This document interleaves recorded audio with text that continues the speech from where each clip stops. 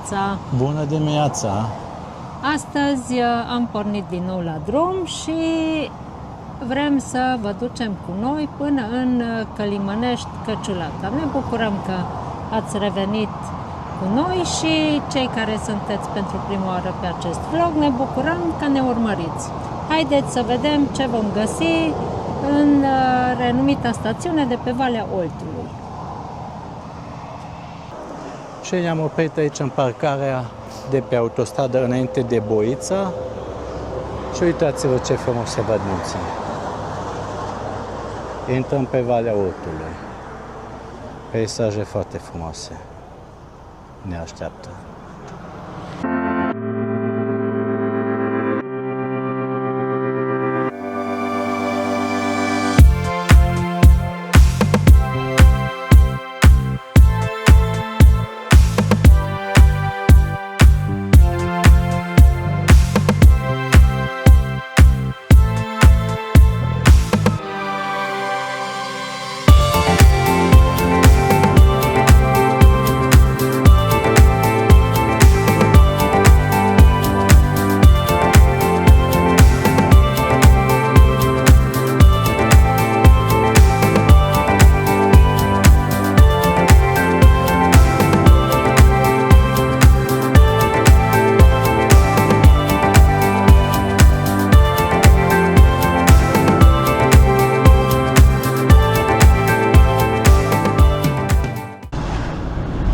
Acum am intrat pe Valea Oltului, uitați, printre munții aceștia frumoși. Până în Călimănești mai avem 50 de kilometri.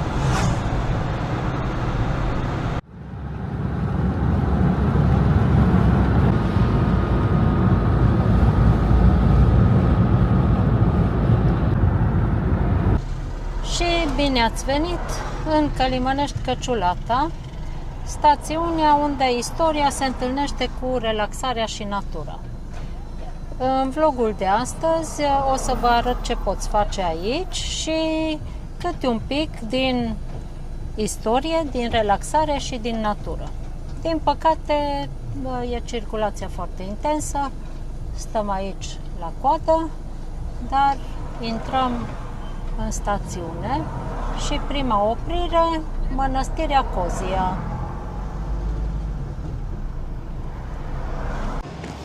Și am intrat în stațiunea Călimănești Căciulata și aici la intrare facem o primă oprire la Mănăstirea Cozia. Mănăstirea Cozia este un monument istoric titorit de Mircea cel Bătrân în anul 1388. Aici o să întâlnim și mormântul lui Mircea cel Bătrân.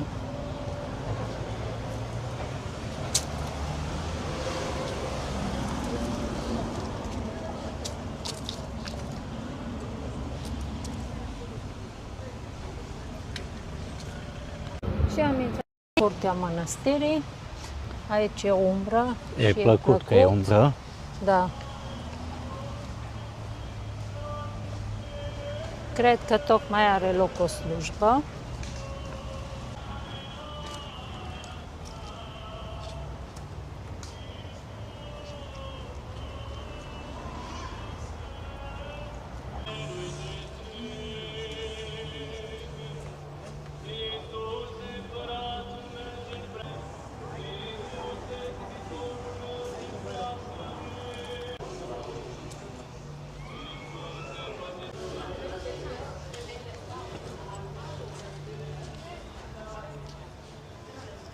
Crucea frumos aranjată cu flori.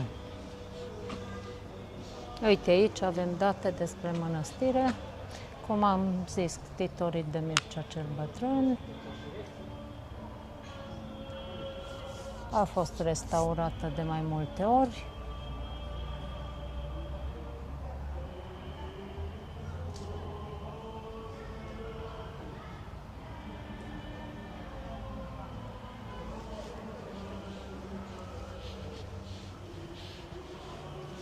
Aici avem o fântână și o cișmea. datate din 1517. E frumos ornamentat. Da.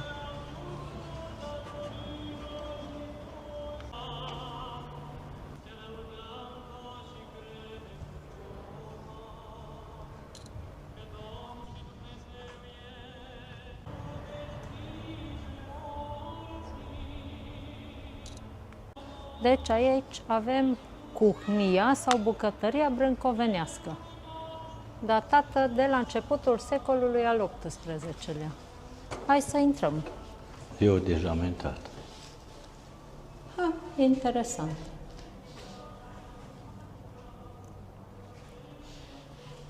Avem aici pietre din... Aici o chiuvetă din piatră. Da.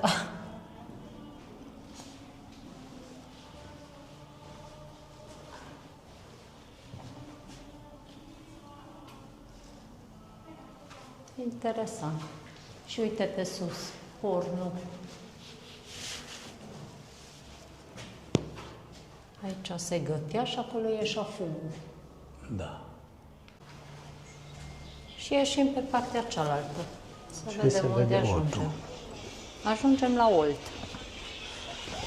Da.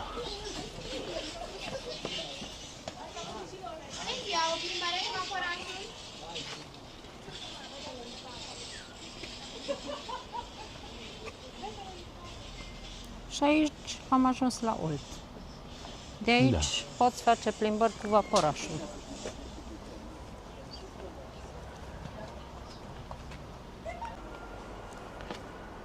Și aici, după bucătăria brâncovenească, se poate coborî și este o bancă unde poți să stai să privești Oltul. Văd că este alee în jurul mănăstirii. Să vedem ce este după colț. Uite aici. Uite, aici vine vaporașul. Nu, altceva ți arătam. Cotele apelor Dunării. De aici sunt cotele apelor Oltului. Da.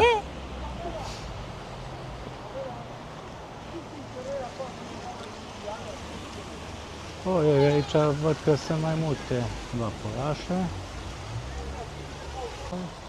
Și aici văd că se poate înconjura mănăstirea pe malul Oltului.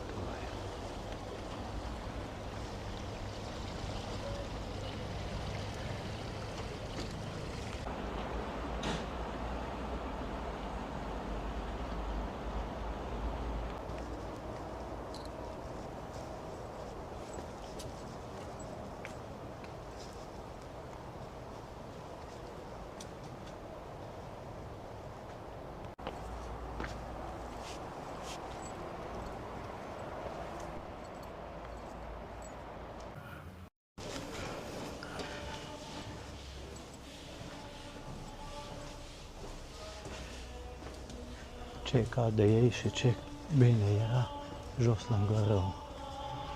Era răcoare, era chiar plăcut.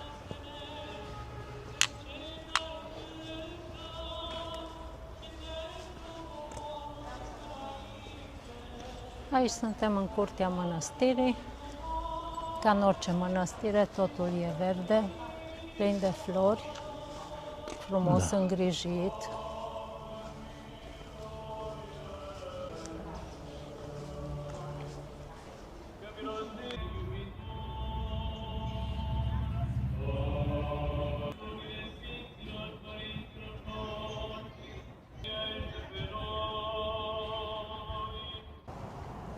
Aici, în capelă, se află mormântul lui Mircea cel Bătrân și, de asemenea, este și mormântul mamei lui Mihai Viteazu, călugărița Teofana, care a decedat în 1605.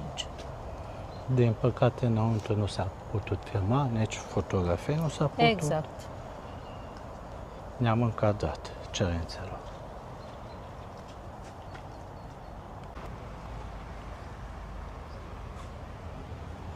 Și acum încetul ne îndreptăm spre ieșire.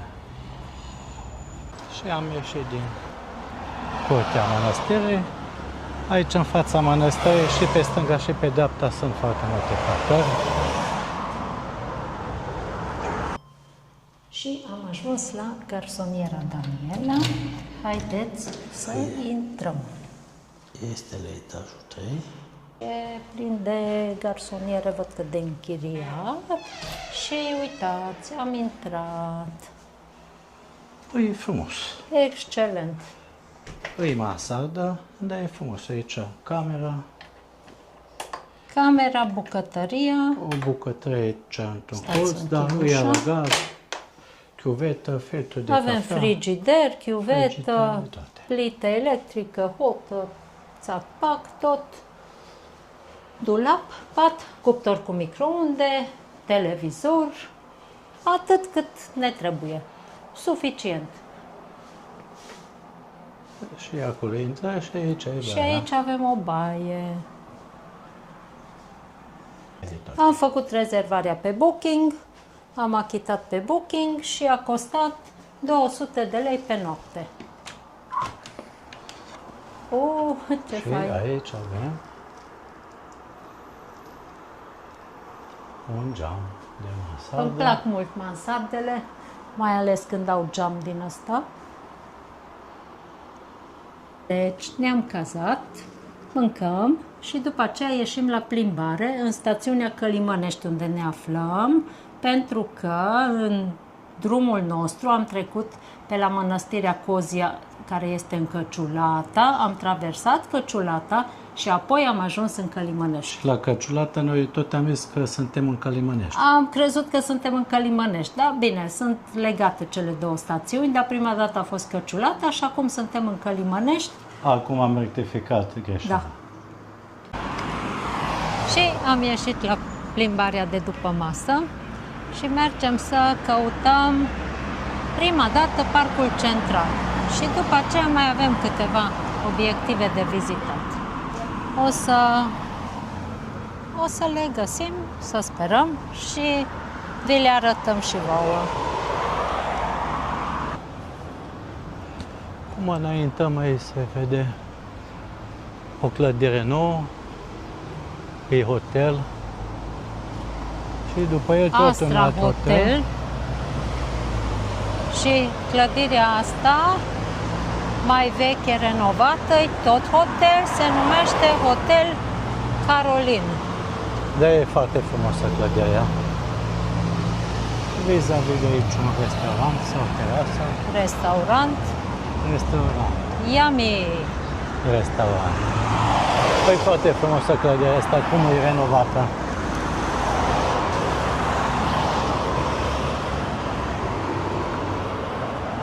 Și Buzduganul vârf. Da!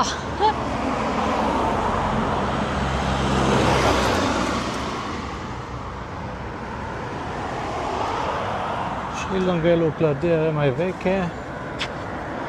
Și aia arată destul de bine. Tot hotelul e și acela.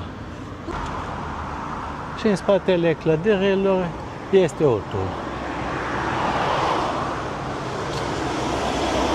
Și în fața noastră se pare că am dat de Parcul Central. Pe ăsta îl căutam. Așa arată. Parc.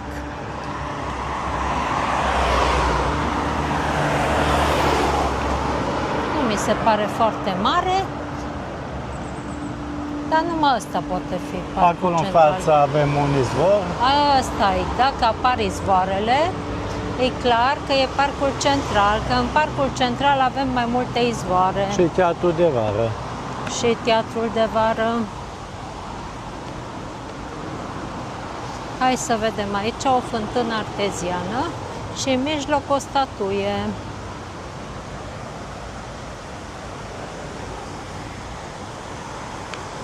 Păi drăguț. Da.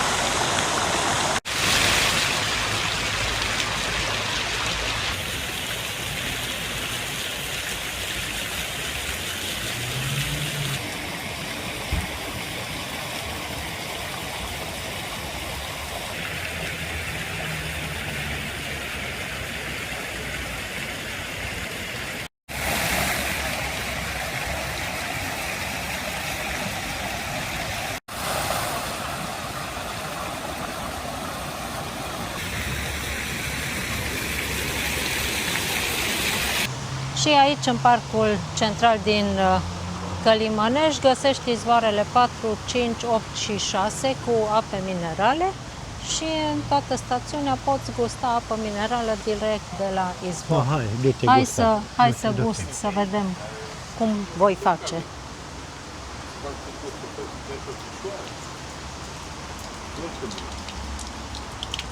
Ce miroase. Miroase exact la fel ca în herculane. Ui, asta și mai tare. Asta e mai rece. Cred că am să îndrăznesc să gust din... Stai.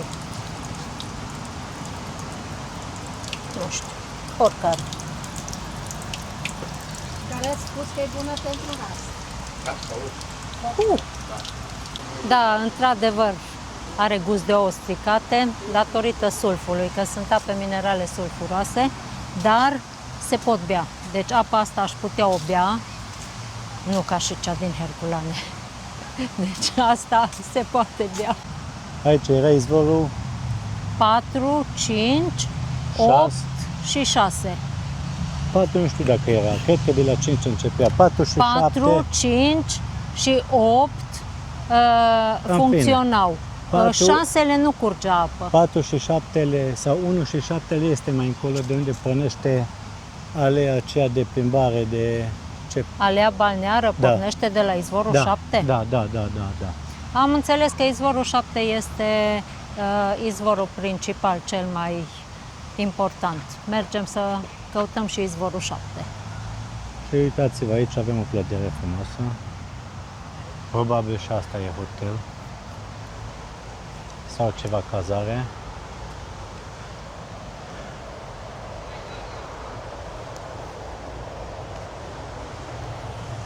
Și așa arată parcul și acolo este izvorul unde gustă doamnele.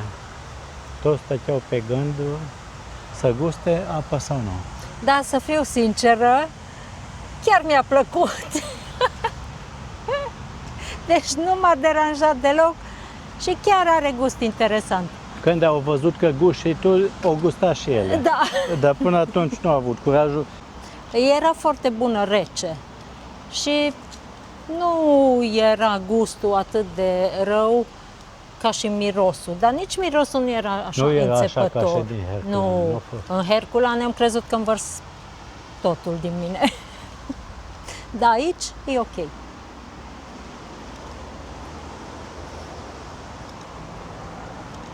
Deci să trecem mai departe, să vedem aici ce ziceam. E un hotel probabil. Și clădirea aceasta arată bine de tot.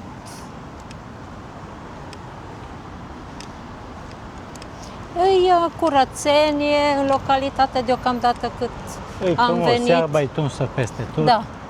Flori, multe parcări. Sunt foarte multe parcări peste tot. Și acolo în față este Oltul. Și aia, când ne întoarcem, mergem pe partea aceea. Aici am vrut să vă arăt florile. Rondou de flori foarte frumos. Deci aici suntem la Hotel Central.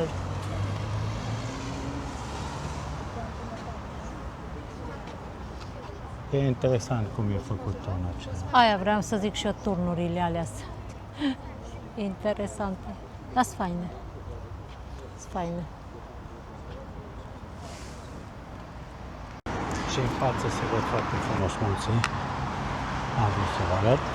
Suntem tot în Parcul Central, în mijlocul căruia am trecut pe lângă Hotelul Central și acum suntem în capătul celălalt al parcului. Aici văd că avem un foișor interesant. Și să vedem, mai găsim izvoare pe aici. Ar trebui să dăm de izvorul numărul 7. Mai avem de mers. Mai avem? Da. Ok. Mai mergem. E foarte, foarte frumos, e curățenie, flori multe parcări gratuite, clădirile renovate. Aeresit. Da. Trotuare mari, largi. Deci, din punct de vedere al relaxării, este un loc minunat, care vi-l recomand cu drag. Și pentru cură balneară este renumită această stațiune. Și pentru băi. Păi da, asta ziceam, pentru cură balneară. Este bază de tratament. E multă verdeață pe alei.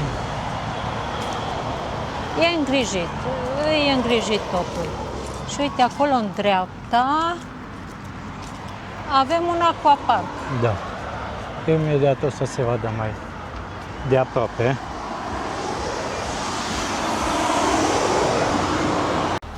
Nici n-am apucat să mergem mult, eu tot am crezut că mult trebuie de mers. Da, vezi să nu. Am Și- ajuns la izvorul 7. E chiar în capătul parcului.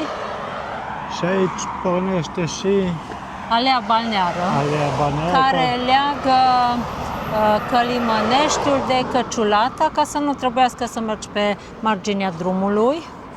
Poți să te duci, să faci o plimbare Prin de pădure. 2,3 km prin pădure. Și aici avem Centrul una- Național de Informare și Promovare Turistică. și în spatele lui aquaparkul. Da, o să trecem și pe acolo, o să vi-l arătăm de mai de aproape, dar hai să vedem izvorul 7. Oare de ce e atât de renumit izvorul 7? Du-te că eu te aștept de aici.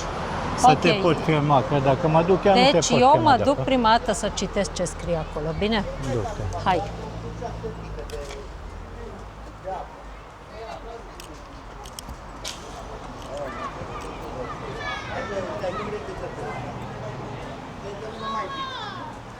O să vedem Dar nu vine să se pune repede, că vreau cu cum apă, va nu fi mai apa. eu.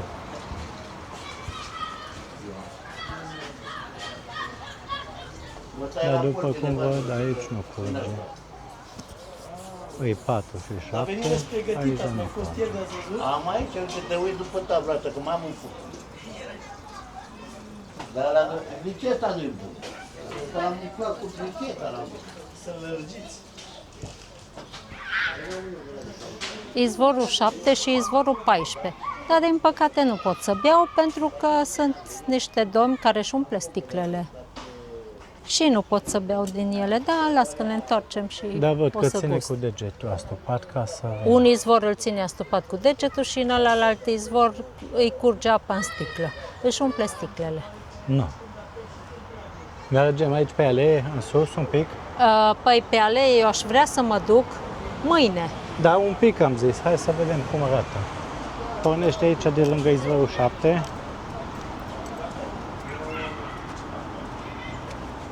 Alea balneară sau cum ai zis că nu ține? Da, așa îi zice, alea balneară. Merge prin pădure. V-am mai zis mai înainte. Să vedem cum arată. Văd că aici mai sunt ceva clădiri.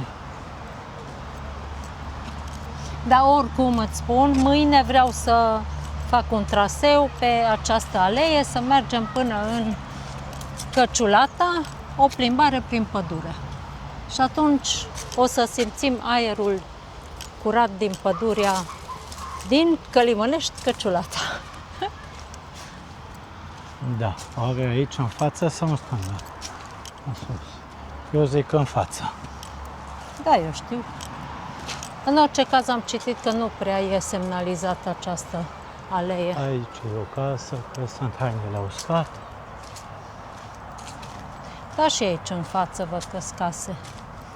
Păi casa și după aceea pornește alea. Da, da, da, aici. Hai că mergem până acolo să vedem dacă este o panoramă la vale și după aceea ne întoarcem. Și în față avem o tablă și niște scări care urcă la stânga și cred că avem ceva indicații pe acolo, dar având în vedere că este doar o ora fix 17:00, avem vreme să ne plimbăm astăzi prin pădure și o să mergem până în Căciulata pe acest traseu. Hai să vedem ce Aici, alea scrie asta aici. duce la case pescate. Da, să vedem ce scrie aici pe acest panou. Scrie că Hotelul Central. Informație. O construcție unică. A fost un loc important în dezvoltarea stațiunii balneare, oferind tratamente de cură și relaxare pentru vizitatori. Deci arhitectură neschimbată până în ziua de azi, izvoare minerale, au un impact benefic asupra sănătății și concluzie că Limenești Căciulata este un adevărat sanctuar al vindecării. În față se vede unul din cele două aquaparcuri. Asta este Aquapark Mirajul Oltului. Și celălalt aquapark este în Căciulata. Hai să mergem. No, hai. Hai, ce dor mi-a fost de o plimbare în pădure, în sălbăticie, în natură. Bine, asta nu e în sălbăticie, dar în pădure, pe marginea pădurii. No, bine, că ai dale. Hai. Dar tot ești în sălbăticie, că n-ai clădiri, n-ai nimic. Ești în natură. Asta e ideea. Deci, aici avem o nouă tablă informativă și zice că izvoarele cu ape minerale erau cunoscute de pe vremea dacilor. Chiar și romanii au văzut potențialul acestor izvoare și au construit aici un castru roman de la Arutela, unde o să mergem. Astăzi nu cred că ajungem, dar ajungem mâine sigur. Și în 1873, apa izvorului numărul 1 de la Căciulata a câștigat medalia de aur la expoziția internațională de la Viena. Avem și bancă aici. Da. Dacă obosești, E un traseu amenajat. dacă obosești, poți să te așezi și continuăm. E mai frumos să te duci pe aici prin pădure decât pe marginea drumului, vezi care e acolo jos. Acolo tot trec mașinile pe lângă tine și e poluare. Aici ai aer curat în pădure. Opa! Un pod. Cred că e pod suspendat. Hai să vedem. Nu îi pot suspendat, e un pod. Bun, deci ne scrie aici ceva de pod. Podul cu lanțuri. Un adevărat monument în pădurea pe care o parcurgi. Deci, acest pod traversează prăpastia prin care curge pârâul Pleșului. Pârâul Pleșului este afluent direct al Oltului și la 200 de metri de aici se varsă în Olt. Uite-te în jos. Acum e uscat și e destul de sus podul. Are înălțime mare. Uite o pisică. Și aici în pădure găsim pisici. Ce faci tu aici singură? Ioi, uite ce-i place. Pis. Stă la netezit, așa-i? Ioi, ce-i place, uite. Ioi, pisu. Oh, ce bine e, așa-i. Oh, cum aș ridică cu Oi. No, hai, vii cu noi? Și uite ce înalți sunt copacii ăștia, ce fain cresc până la cer. Aici pământul e spălat de sub pomi, se văd rădăcinile. Și continuăm plimbarea aici pe alea asta.